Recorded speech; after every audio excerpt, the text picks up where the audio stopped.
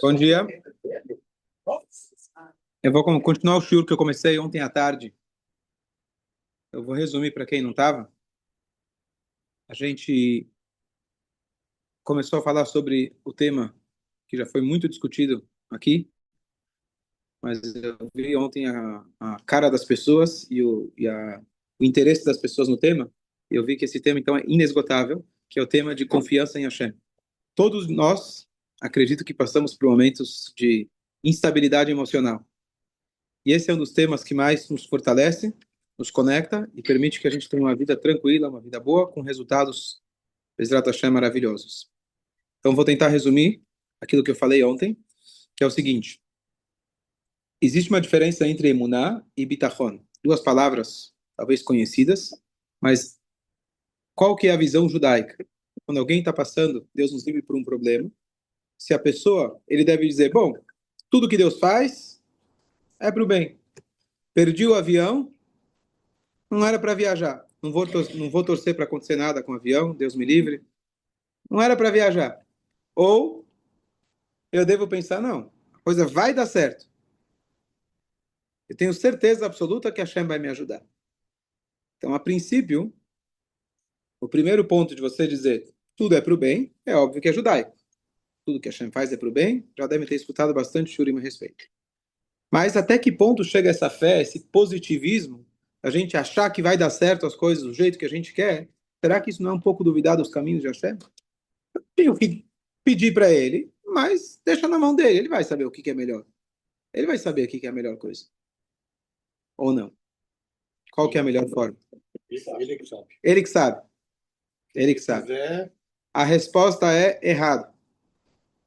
Ele que sabe, mas na nossa concepção, no que eu conheço, no meu cérebro, na minha visão limitada, me parece que se esse negócio der certo, vai resolver meus problemas, eu estou apostando nesse negócio, eu posso pedir para Hashem, por favor, ajude que esse negócio dê certo, traga os lucros que eu espero e confio, conto com você. Eu posso e devo. Hashem, ele conta com com esse seu exercício de confiança em Hashem, de dar certo, não só na teoria, nos mundos espirituais, mas de dar certo aquilo que você está esperando. Se não deu certo, aí você recorre a emuná. Você diz, bom, não era para acontecer, está na mão de Hashem, está tudo certo. Mas isso não pode te enfraquecer para a próxima você dizer, não, mas agora vai. Agora eu espero que seja como aquilo que eu estou esperando. Essa é a diferença entre o emuná e o bitachon. E esse é o tema que eu queria explicar um pouco mais de como isso funciona. Dúvidas? Continua sendo ele que sabe. Ele que sabe. Pedir o que você quiser. Mas como eu não sei o que ele sabe, eu posso pedir e eu ainda posso mudar o destino. Posso mudar? O destino. Essa é a força da Tfilá, essa é a força. O destino está na mão de Hashem. O destino está na mão de Hashem? A gente tem que também fazer por merecer ou por acontecer. Para fazer acontecer. O resultado está na mão dele. Perfeito, ótimo. O destino está 100% na mão dele. Aquilo que a gente faz é só um canal. Um exemplo para isso, o nosso trabalho, por exemplo, a gente se preocupa bastante, é normal. O ser humano se preocupa com o trabalho. Acontece com você de vez em quando? O trabalho, você imagina que você tem um barril de vinho e você quer um pouco do barril. O que você vai fazer? Você vai colocar um canudo lá, um caninho, para você poder tirar aquele barril. Se o barril está vazio, você pode colocar quantos canudos você quiser, que não vai sair. Se o barril está cheio, você faz um buraquinho. O buraquinho pode ser maior, ele pode ser menor. Mas a fonte de vinho não é o teu canudo. Segundo exemplo, tem um cara que vem entregar o Mercado Livre na tua casa. E ele veio e te traz um presente de aniversário. Por quê? Teu primo que mora em outro estado, ele decidiu fazer uma encomenda e te agradar. Ano seguinte, está chegando o teu aniversário, você vira e fala pro cara, pro motorista, fala, nu, e aí? Vai ter esse ano ou não vai ter? Você está falando com a pessoa errada. Ele só te entregou. Não é? Ele é o canudo, ele é o cano, ele é só o canal. Se vai ter o presente ou não, não depende em absoluto dele. Ele pode te entregar. O que te entrega é o teu trabalho. Mas ele, de forma nenhuma, é a fonte para a sua parnassá. É mais ou menos o que você está falando. Mas Prestar atenção nessa questão de destino. Bom, o que é para ganhar, já é para ganhar. Ah, então não precisa fazer nada. Não, você precisa colocar, furar lá o barril, abrir a porta para, quando o Mercado Livre vier, você receber ele em casa. Isso você precisa fazer, você tem que fazer a sua parte. Como que eu faço? Será que eu consigo ter mais acesso ao vinho ou menos acesso? Isso também cabe a mim. Como cabe a mim? Se eu aumentar a minha emuná, meu bitachon, eu vou poder ter mais acesso e desfrutar de mais brachot de Hashem. Então não é o destino já está selado, não faz diferença. Eu vou fazer o mínimo necessário, tanto no aspecto físico, tanto no espiritual, e já está feito. Não, você pode mudar esse destino conforme o teu nível de convicção na Semunah em Hashem. E ter mais resultados positivos. E essa é aqui a grande novidade, que muita gente, inclusive quem estuda Torá, às vezes não conhece esse conceito de bitachon. Conhece de que eu tenho que me conformar, tudo é para o bem, espero que seja por bem e eu rezo. Mas entender de que conforme se aumenta o teu bitachon, aumenta as suas chances e aumenta a brachá que você vai receber. E essa é uma mitzvah que Hashem nos deu, da gente confiar em Hashem, e não faltam versículos que falam sobre isso. Por exemplo, Baruch HaGever, Asher Iftach Bashem. Abençoado é o homem que ele boteia, ele tem certeza, ele confia em Hashem. Esse é o tema que a gente vai elaborar. Mais alguma dúvida antes de eu continuar? Esse é o resumo do que eu falei ontem. A grande pergunta é a seguinte: um dos pilares da fé judaica é saber que existem, vamos chamar assim, pesos e medidas. No sentido de que você faz, você merece. Você não faz, você vai merecer a retribuição. Nós acreditamos, a Torá dá pra gente a guia e fala: Ve'ayayim chamou a tishmeu. Se você escutar minha palavra, você vai ter chuva, você vai comer, você vai satisfazer. Se você não escutar minha palavra, você vai ter as consequências. Não é um castigo, mas sim uma consequência. A Hashem dá pra gente o guia de como a gente se virar nesse mundo. Então, como que eu tenho o direito de chegar e falar para Hashem: confio em você, vai dar tudo certo? Será que eu mereço?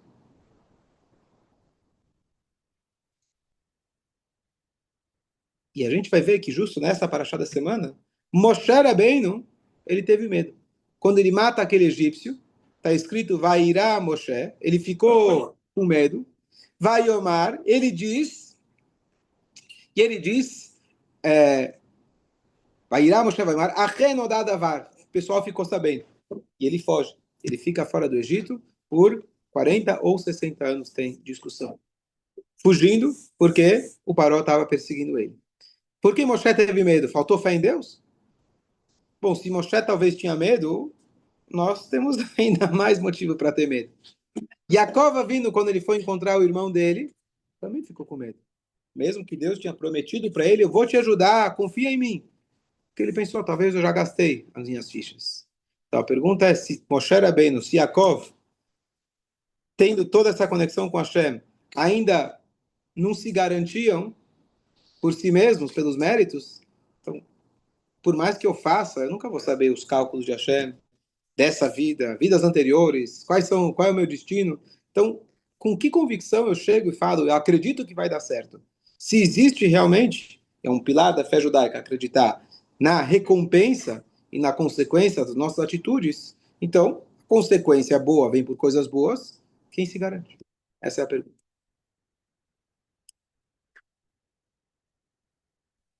Dúvidas sobre a pergunta?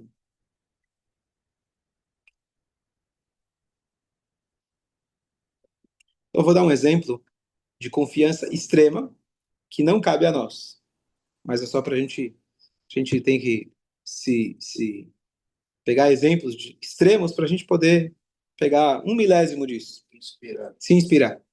Então, uma história que eu vi recentemente foi que uma pessoa ele fez esse curso de bitachon, chama de curso, que esses cursos que te vendem, comentei ontem, o cara que ele, uma vez encontrei um cara quando eu estava na Austrália, ele estava muito empolgado. Ele tinha voltado de um seminário no final de semana, você paga uma fortuna, e o cara explicou como virar milionário. Não sei quem já participou. O cara estava convicto e tem que pensar positivo, e tem que acreditar, e tem que não sei o quê. A única coisa que eu entendi foi que o cara que vendeu para ele o curso com certeza é milionário.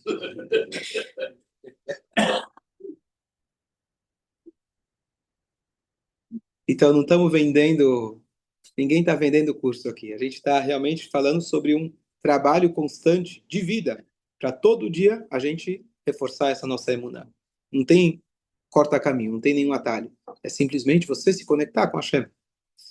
Então a história é que um Yehudi, ele ouviu bastante sobre esse tema do mestre dele, ficou 100% convicto e conseguiu realmente trabalhar a fé dele de total confiança em Hashem. Ele chega em casa, ele vira para a esposa, vou parar de trabalhar. Não há uma receita para ninguém. Mas ele estava 100% convicto. Ele tinha o seu cavalo e carroça, que era o Uber que ele tinha na época, e ele vendeu. Foi lá, vendeu, e ele falou, Hashem vai me mandar. Normalmente isso não funciona. Mas a convicção dele estava tão grande, e por isso que eu quero trazer a história, que passa um dia, passa dois, passa três, o dinheirinho que ele tinha vendido vai acabando, e um belo dia, o cavalo e a carroça que ele tinha vendido aparecem estacionados na frente da casa dele, sem motorista, sem cocheiro. Ele vai ver o que aconteceu, e ele vê que tinha lá um carregamento de lenhas. Ele abre para ver, embaixo tinha um tesouro. O que aconteceu? Ele foi descobrir o seguinte, que o cara que comprou dele, era um lenhador, ele estava cortando a lenha, e ele tinha um tesouro. Ele escondeu o tesouro dele, aliás, ele encontrou um tesouro embaixo de uma árvore. Ele escondeu aquele tesouro junto com a lenha dele. Só que quando ele foi lá mexer na lenha, a lenha caiu na cabeça dele e ele morreu. O cavalo, que não sabia para onde ir, voltou para casa. E estava lá a fortuna dele esperando. Se a história de fato aconteceu desse jeito ou não, não sei.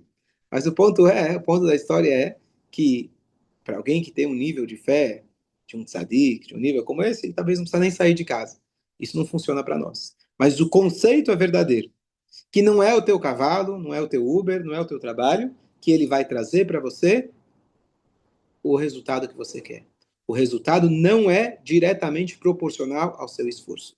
Você tem que fazer o trabalho porque assim Hashem estabeleceu para que você possa receber o vinho daquele barril. Você precisa colocar o canudo. O canudo não é a fonte do vinho. O mercado livre que vem te entregar não é a pessoa que encomendou para você aquele presente. O trabalho é apenas um meio para você conseguir abrahar de Hashem, porque assim ele estabeleceu. Se ele quer, ele te sustenta no deserto por 40 anos caindo do céu. Ele sustenta todos os animais e seres vivos no mundo, no planeta, sem você precisar se preocupar, sem eles terem boletos. Eles se viram muito bem. Quem vai agora à época de férias entra em contato um pouquinho com a natureza, vê como a Hashem ele cuida até do ovo, como diz o Passuca, ele fala, até o ovo do menor réptil, Hashem que cuida para que ele esteja protegido, que aquela casquinha seja forte o suficiente para proteger ele dos predadores, e como os animais eles se alimentam, e como que eles se reproduzem, e como que eles estão seguros, e como Hashem cuida, ele está cuidando de tudo isso. Para você pedir para você sair de casa e trabalhar, fazer alguma coisa. Mas não é isso que vai garantir a tua parnassá.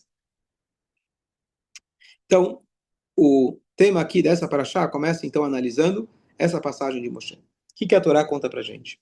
Então, Moshe Rabbeinu, ele cresceu no palácio do faraó. E aí, a Torá fala, ele cresceu, já virou um rapaz, 20 anos, e aí ele vai dar uma olhada o que está acontecendo com o povo dele. Aqui a gente já vê a característica dele como um verdadeiro líder do povo de Israel. Ele tinha toda a mordomia dentro do palácio, poderia crescer lá como talvez até um futuro faraó. Ele decidiu sair dessa mordomia para ir se encontrar com os irmãos dele. Apesar dele não ter crescido como Yehudi, mas a Bátia, que se converteu quando ela entrou no Nilus, deu para ele uma educação, difícil falar judaica, mas uma educação baseada em Akadosh Baruch Hu. Então ele sai lá do palácio, ele quer ver o que está acontecendo. No primeiro dia ele vê o quê? Um egípcio batendo, torturando o judeu. Ele vai lá e mata aquele egípcio. Pronuncia o nome de Hashem, e aquele egípcio cai no chão, e ele cobre ele com o pó, e ele vai embora. Ele achou que estava tudo certo. Mas no dia seguinte ele vê dois judeus brigando. Quem eram? Dois irmãos. Datan e Aviram estão brigando. E ele vê que um levanta a mão para o outro. Ele vira e fala, Rachá, seu perverso. Lama taquerecha, por que você está batendo no teu irmão? Primeiro dia era um egípcio batendo no judeu. Segundo dia era um judeu batendo outro judeu. E quando ele chama atenção, o homem, ao invés de aceitar e acatar, ele vira e fala: o quê? Você vai me matar igual que você matou ontem o egípcio? E o jeito que ele falou deu para Moshe entender que ele não ia deixar barato. Não só isso, ele ia ainda delatar ele, que ele foi um assassino, matou um egípcio, judeu matou egípcio, numa época de perseguição, não precisa muito, rapidinho para resolver isso com o faraó. Então Moshe Rabbeinu, quando ele escuta isso, então a Torá fala que ele teme naquele momento. Ele fica com medo. Vairá Moshe, Moshe temeu, e ele disse, Achen nodadavar. Agora isso ficou conhecido. O que quer dizer agora ficou conhecido?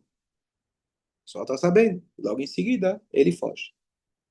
A segunda explicação que o Urashi traz, que a preocupação de Moshe foi outra. Ele falou, agora ficou conhecido. Não estava entendendo por que o povo estava escravizado. Mas talvez agora eu tenha uma ideia. Judeus delatores?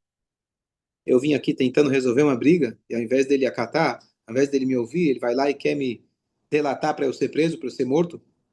Então, a coisa não está tão boa quanto eu imaginava. Será que eles não vão ter méritos de serem redimidos? Então, ele ficou preocupado.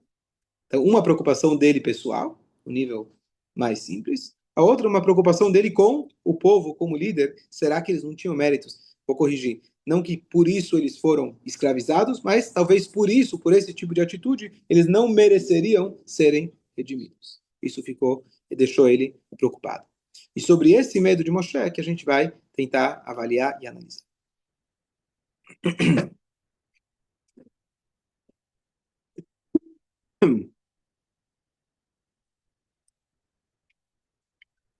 Vamos voltar um pouco na história, porque o Midrash diz para a gente que duas pessoas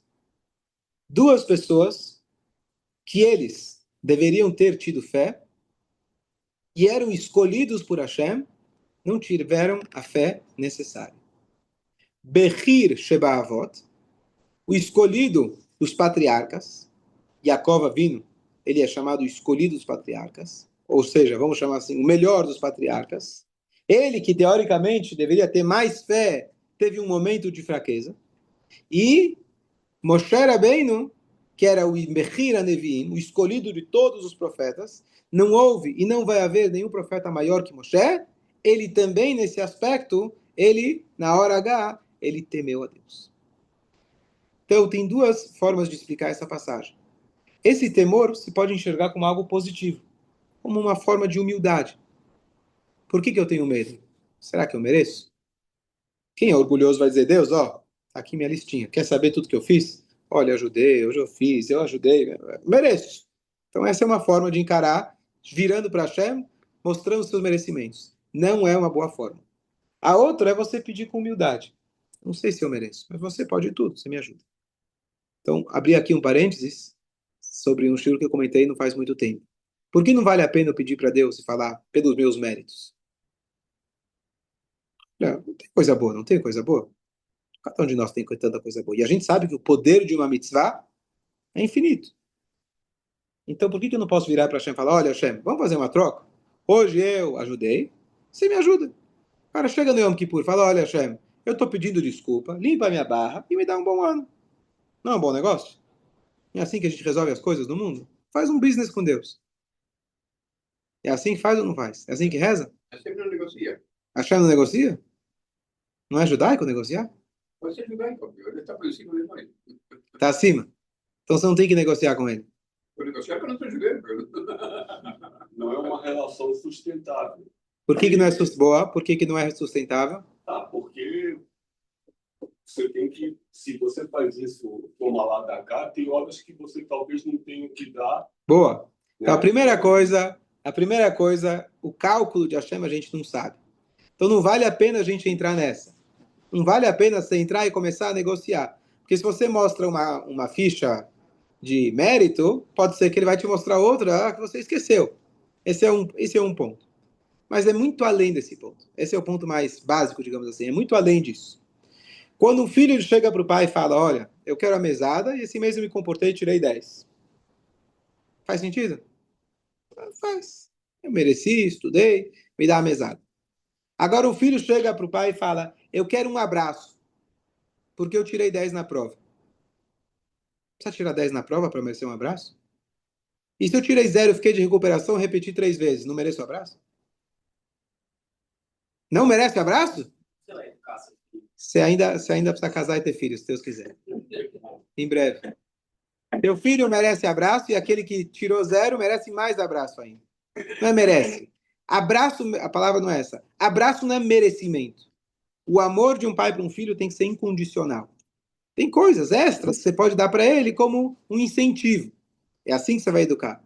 Mas a base é aquele amor incondicional que você dá para o teu filho. Isso é a base de tudo. E com isso também começa o nosso relacionamento com Hashem. Quando a gente pede para Hashem, eu não quero invocar o meu relacionamento que existe, transacional. Existe, está lá na Torá. Faz isso, ganha aquilo, faz isso, pede aquilo. Tá.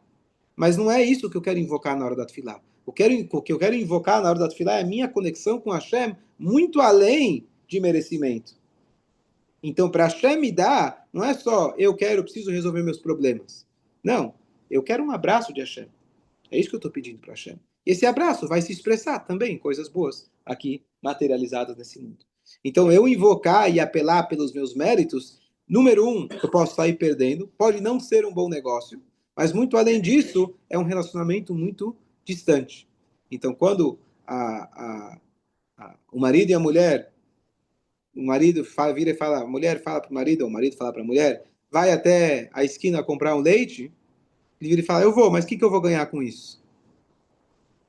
Olha, eu sei o que você vai ganhar se você não for.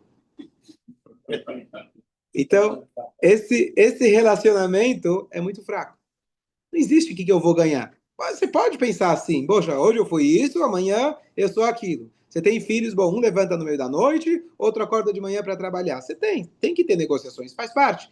Mas você não pode ficar guardando na cabeça, ó, eu fiz 3, você fez 2. É muito fraco esse relacionamento. Eu dou tudo e você dá tudo. Essa é a maneira que o relacionamento se sustenta.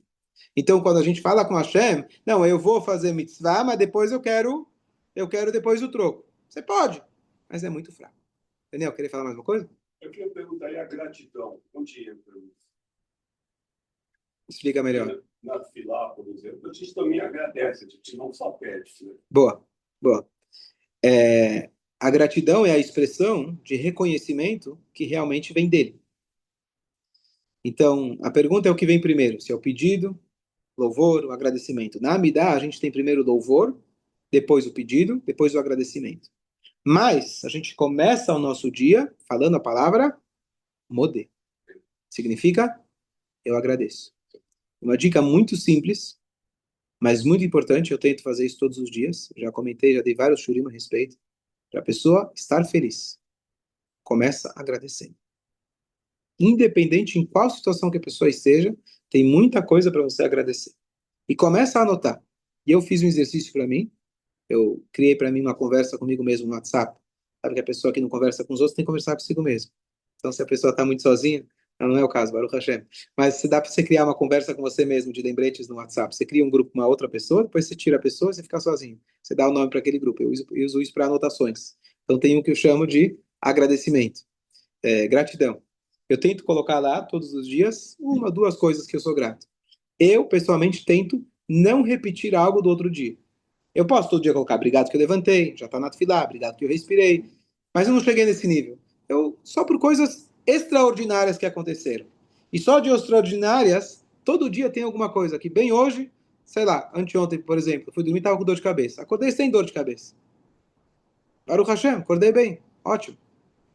Tô dizendo, poderia escrever que bom que acordei.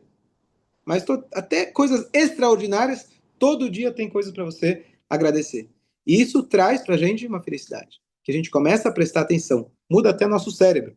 Porque nosso cérebro está muito ligado com aquilo que a gente presta atenção. Você começa a prestar atenção na luz, você vai ver luz. Você vai começar a prestar atenção a coisas ruins, olhar notícias, você vai começar a ficar depressivo.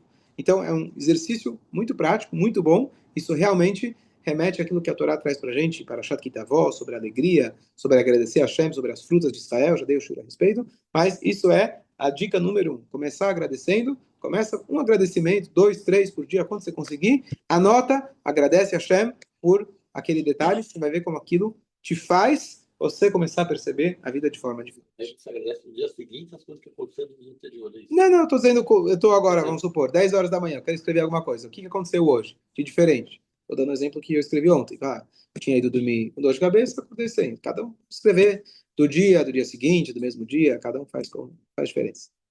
Faz diferença, cada um. O que importa é o O agradecimento. agradecimento e também o exercício de você saber que hoje eu tenho que escrever duas coisas, então deixa eu ficar esperto, deixa eu ver o que está para acontecer, o que aconteceu. Você vai perceber, poxa, tanta coisa que eu passaria reto sem perceber que são coisas que não são tão óbvias que deveriam ter acontecido dessa forma. E a Shem me facilitou. Tem muita coisa, todo dia. Começa a fazer exercício. Tantas coisas que si no le coloca no celular, se esquece, perdió el control de las cosas. Entonces, ele teria que colocar agradecimento. Você me lembra o cara que ele tinha problema de memória? E aí ele demorava 2 horas para se vestir. Porque até ele achar o cinto, a gravata, o sapato, a meia, ele esquecia onde ele deixou. Então ele foi num colega e o colega falou para ele, olha, você tem que anotar tudo. Então ele antes de dormir, a meia tá na gaveta do lado direito, a gravata tá pendurada na mala esquerda. Aí ele foi escrevendo tudo. Acorda de manhã, em 5 minutos ele estava pronto. Só estava procurando, mas cadê eu? Ele escreveu para o dia seguinte, eu estou na cama. Então, às vezes o smartphone, que é chamado smartphone, você entrega a tua inteligência para o smartphone e fica só lá. E você esquece de você mesmo. Assim como a inteligência artificial, ela fomenta a burrice natural. Então, tem que saber bem usar as coisas em nosso favor e não se tornar escravo delas. Eu uso ser refém delas. Então, usar em seu favor. Então, concluindo por aqui só hoje esse primeiro ponto, mas a gente vai elaborar nisso, de que o Midrash, ele traz esse comentário sobre Yaakov e sobre Moshe. E ele tem duas formas de interpretar. Uma, que era a humildade dele, dizer para Deus, eu estou com medo, porque a tua promessa eu já esgotei. Mas a segunda interpretação, e a que a gente vai analisar, é que isso foi, de certa forma, uma fraqueza de Yaakov e de Moshe, e a Torá está aí para nos mostrar os acertos e erros, inclusive dos grandes tzadikim, para a gente aprender e não dizer, bom, se Moshe não conseguiu, quem sou eu? Não, Moshe não conseguiu, mas nós recebemos a Torá, vimos aonde ele acertou, aonde ele poderia ter feito melhor, e como nós podemos fazer diferente, e não temer. Mesmo na situação que você se encontra, imagina Moshe, você está numa época de um decreto de aniquilação ao povo, Deus nos livre. Você está em Segunda Guerra Mundial. E um judeu, ele vai lá e ele mata um soldado da SS. Qual é a chance de sobrevivência? E um judeu vira e fala, eu vou te delatar para o SS que você matou um soldado. Onde chegamos? Você fica tranquilo. Você vai dormir tranquilo à noite.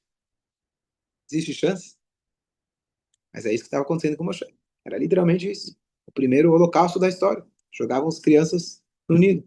Paró tomava banho com o sangue das crianças que ele matava. E ainda assim a Torá fala para a gente, fica firme. Confia em Hashem. A gente vai ver como. Mas o resumo, por enquanto, é Baruch HaGever, abençoado é o homem, Asher Yiftach Hashem, que confia em Hashem. Ve'ayah Hashem Yiftacho, Hashem vai ser a sua confiança. Então, que esse seja o segundo shiur, para a gente poder, aos poucos, melhorar o nosso bitachon, que a gente tenha, Bezerra Hashem, sempre os melhores resultados.